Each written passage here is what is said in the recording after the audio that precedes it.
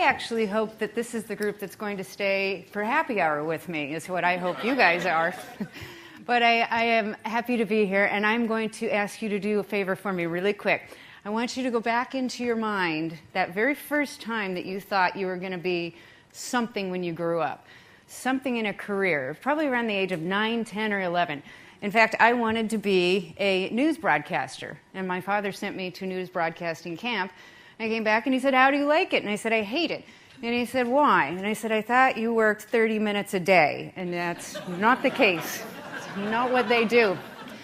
But I want you to think about what that first thing is that you wanted to do, and I want you to just quickly, for 10 seconds, look over to the person that you're looking at and introduce yourself as your name, but as if you had that career. So I would be like, "Hello, my name's Melissa Luke. I work for Channel News as Channel 7 News for an anchor." So do that really quick for me. I just want you to just turn to your right really quick. Run with it. Doing it. Well, I had actually a firefighter in Colorado. I was training the Firefighter Association, and this one gentleman, big, huge, brawny, husky firefighter, I said, what did you want to be when you were little? And he said, "I wanted to be a unicorn." And and he said he still wanted to be one. So there we have that. But there is a reason why I asked you that. A lot of people are not happy in their careers, and I want to tell you quickly why I do what I do. I went to Arizona State University with my best friend, Krista Krantz, who is up here on the board. She studied political science. She was a 4.0 student. I studied happy hour. I was also a 4.0 student in what I did as well. But something sad happened. She ended up getting cancer in her liver, and she ended up getting cancer in her rib cage, then to her breasts, and then to her brain. And before we graduated, she was dead in the ground. Never did drugs, never did anything to die of cancer. That changed my life and careers for the rest of my life.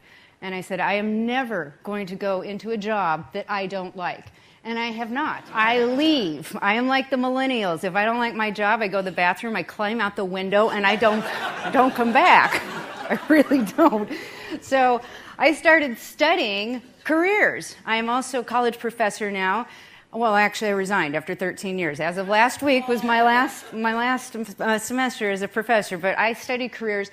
I go into companies, and I increase the morale of the companies. But I started studying people that were miserable and studying people that were happy. Worked for the Treasury for a while. I just have a little collective group of jobs that I've done. And I want to show you these startling statistics. 80%, and this is the United States, 80% of the current population in the United States do not currently like their careers. That is an enormous number, 80%. 75%, this number comes from Harvard. They found a study that 75% of a manager's behavior flows right down into their employees. So if you're managing somebody and you're cantankerous, then they're going to be cantankerous. How many of you have children in here? Do they turn out to be like you? They do. So when you're managing people, how many of you thought you'd have 50 little children when you went to work? They do. They turn out to be mini me's of you. This other number here is from a statistic that I pulled in my college university classes over the last 13 years. 7 out of 10 of them do not like their jobs within 2 years after they graduate. So they don't really know what in the world they want to do at the age of 18 years old, and they come out still not really knowing what they want to do, and they're not happy. So I went on a mission to try to figure out how to raise these numbers, and this is the startling one. There should be a dot there. 6.7. This is a number I'm going to ask you to lock into your head for the 45-day challenge. I asked the last 3,000 managers across the United States. This is a nice random sample because I do publicly traded companies, private companies, nonprofit. I do smaller companies, large companies, all sorts of different companies, but they're all middle to upper management that I'm training. And I asked them this one question. Out of a scale of 1 to 10, 1 being you hate your job so much you have to give yourself self-affirmations in the shower to go to work in the morning. A 5 is I'm just too lazy to get my resume onto Monster.com or LinkedIn or whatever I want to do. This is 3,000 people polled. The average was a 6.7. At the academic level, that's a D. So let's wrap this back up. 80% of the current workplace does not like their job. 75% of their behavior is going down into the employee workplace, and we're operating at a management level at a 6.7. Yikes. No wonder people are having problems. How many of you think that everybody just picked the wrong job and that's why we have job dissatisfaction? How many of you think it's the people around you that are making you miserable at work? A couple of you. How many of you are that person that's making people miserable at work? So this is where I started my research. I started looking into what can we do to fix this. And I started with looking at my university students because they're the perfect beta test. Professors, I have to say that I left because I don't think highly of the academic institution anymore. At one point, Sir Ken Robinson said this. He said, 20 years ago, you went to school to get a job, and you were basically guaranteed a job, and he said he didn't want one, but at least you could get one if you went there. These days is a little bit different, and we don't train people, we don't educate, we don't tell anybody about how their mind works. We teach them how to fill out multiple choice tests. And that's not going to help you in the world of corporations. We're just not doing a lot for them there. And I think that we could actually focus in. So the last 5 years, I've been training my students' brains. I could care less about a multiple choice test. And I could care less if they fill out an essay. I want to teach them how to love what they do when they come out of the university level. So I use them as guinea pigs, and they know it. So we have a lot of fun in this class. I stopped teaching the class 5 years ago as a class, and I turned it into a company. So when the students came into my class, I said, you work for a company. If you don't show up, you don't get paid, which is equivalent to not getting a grade. So it's the same thing, same concept, but I pulled in a lot of different techniques over the last 5 years. Just to give you some examples, because I also do this at the corporate level as well, I have them all take the Strength Finder test. I think somebody was talking about that this morning. Have them take the Strength Finder test to hone in on those 5 top talents. Similar. But we go into the brain, and this is where we really don't focus on. We should be teaching this in 2nd grade, but we don't. And what's going to shock you is you can increase the employee morale in your company very quickly, very simply. This is not any shocking data. It just took me a long time to figure out what happens.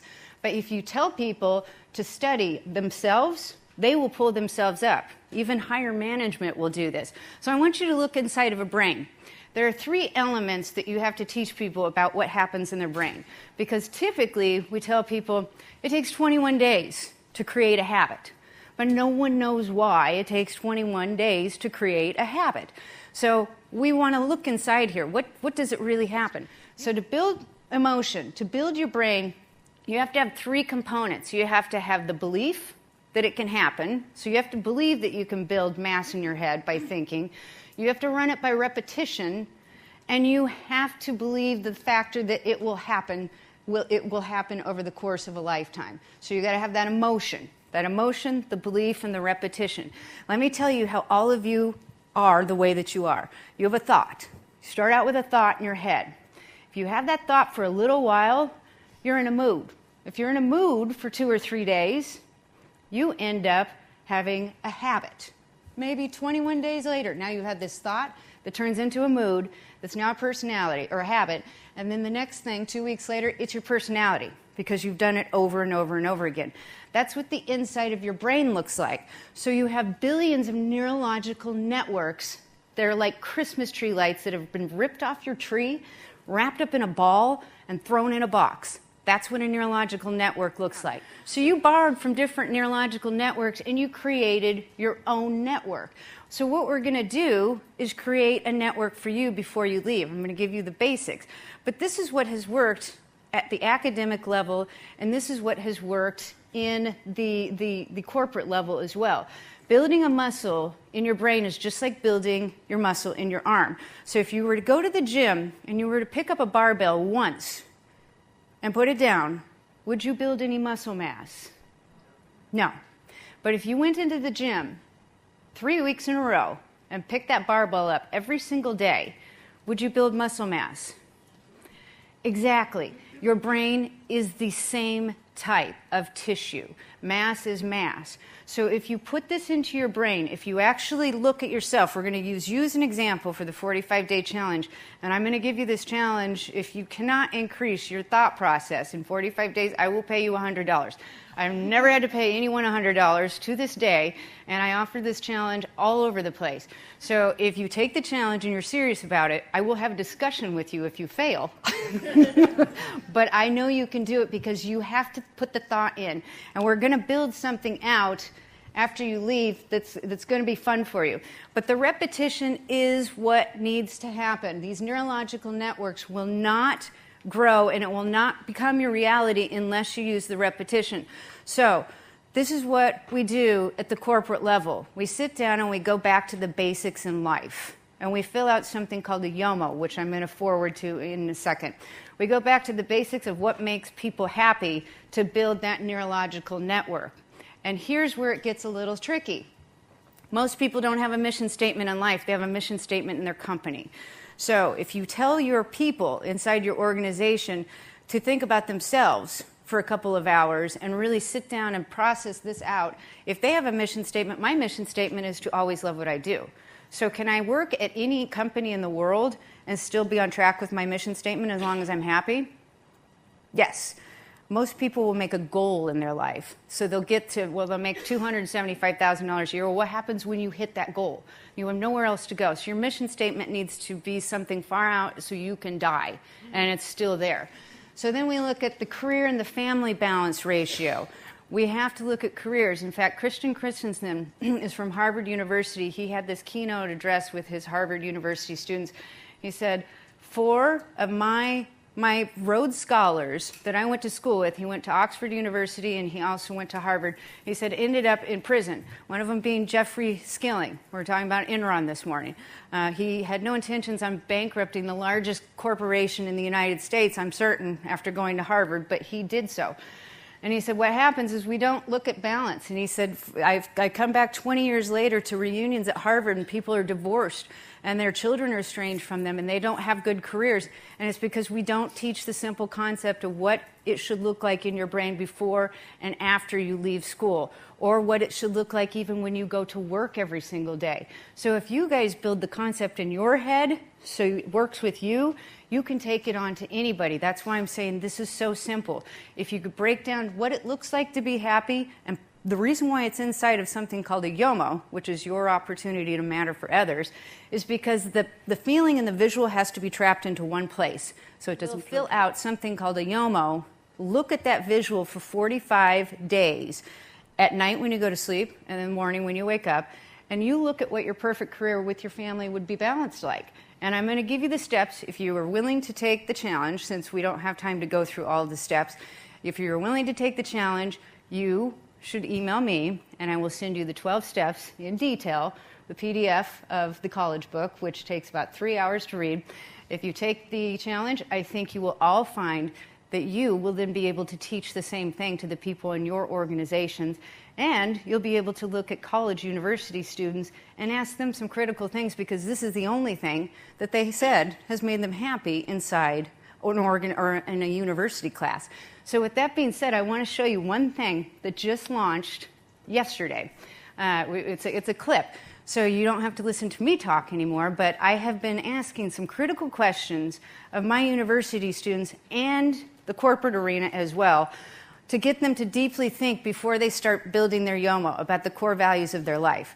Well, I have a brilliant event booking coordinator who actually loves music so much that he did such a wonderful job backing music into the questions that I asked my students, that they put it together, and this was just put on YouTube today.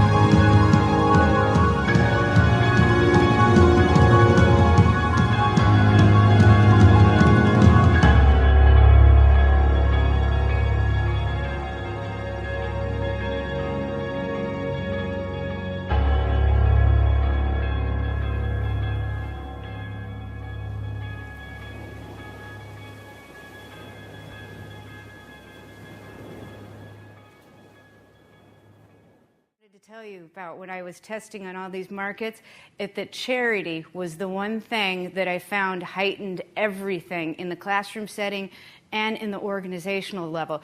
So if I had them run a company, come into the company, but I allowed them to break out in teams of charity and actually build charity concepts in the middle of the class while they're building the company, it raised the class exponentially. So I just wanted to let you know that whoever was saying that the millennials are very charitable driven, they absolutely are. And if you let them in your organization and you let them run with their own ideas instead of saying, we only support the goodwill and you cannot go out of this, they don't like that. I did that with them. I can tell you from myself that they don't like that. So if you actually let them do what they want to do and team out with people and have games inside organizations, they love it. So work on charity and game building inside your organizations, and even the adult groups such as myself and older really enjoys it because they all find their own places to sit there. With that being said, thank you so much for having me here in Amsterdam, and I look forward to seeing you at some other time.